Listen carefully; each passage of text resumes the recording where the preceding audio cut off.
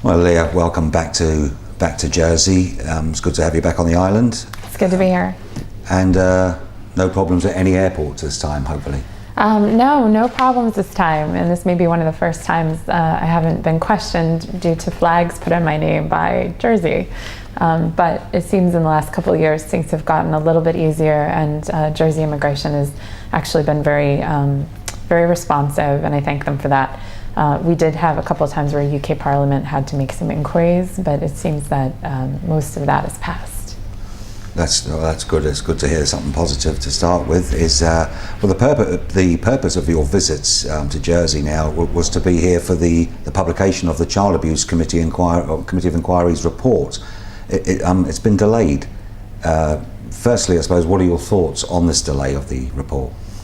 Well, initially I think we were concerned to hear about the delay. I actually came to the island this month and was booked to be here in anticipation of the report. And I expect the report to probably tell us quite a few things that we've been waiting to read about.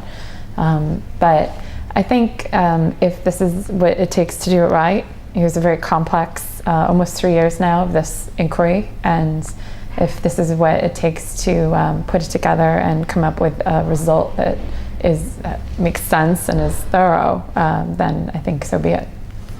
That's good. I suppose because the inquiry put out a press release saying, look, the report isn't going to be out in December, it's going to come out in January, give us no rhyme or reasons.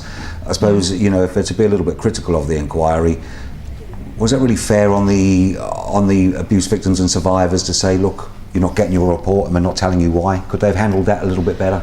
Yeah, I mean, I think maybe one of the worst things to witness as a journalist is how tin-eared a lot of these inquiries are to the concerns, emotions, and fears of a lot of the survivors. And so, wherever reasons can be given, they should be. Maybe the inquiry felt that it wasn't their place, but perhaps there could have been some leadership in trying to explain things.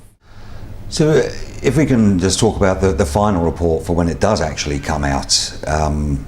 I understand the likes of the interested parties will only get to see the report a matter of hours before it is released to the public.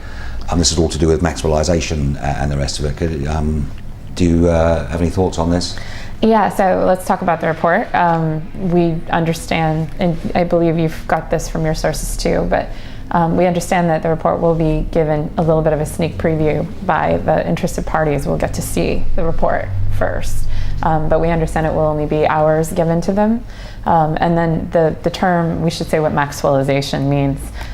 It means when a public inquiry gives those criticized in the public inquiry ample time to respond to, and we mean days, sometimes months, sometimes weeks, to respond to criticism.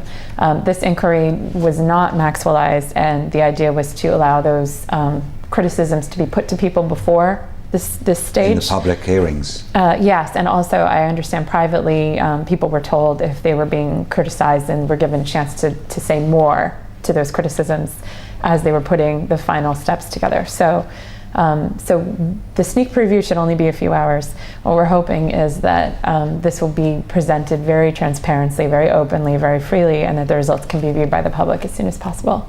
I suppose we've got to give credit, rightfully so, to Francis Oldham QC, the chairman's panel, because the State of Jersey and the Law Officers Department and the likes wanted to have naturalisation letters, and they resisted it. They fought against the State of Jersey. Do you think that was a good move on Francis Oldham's behalf? Yes, and I would say I'm glad you brought that up, because the £23 million that has been spent on this inquiry, few people in the public know that a great deal of that money was not the inquiry's expenses, but reflected the State of Jersey's expenses paying for lawyers to defend itself against allegations. So effectively, taxpayers of Jersey are paying for the government to defend itself against what witnesses and survivors said had happened to them. And so when people say the costs are spiraling out of control, actually what's spiraling out of control is fighting back extra hard by the State of Jersey against all these allegations instead of allowing them to be aired, allowing lessons to be learned, and moving on.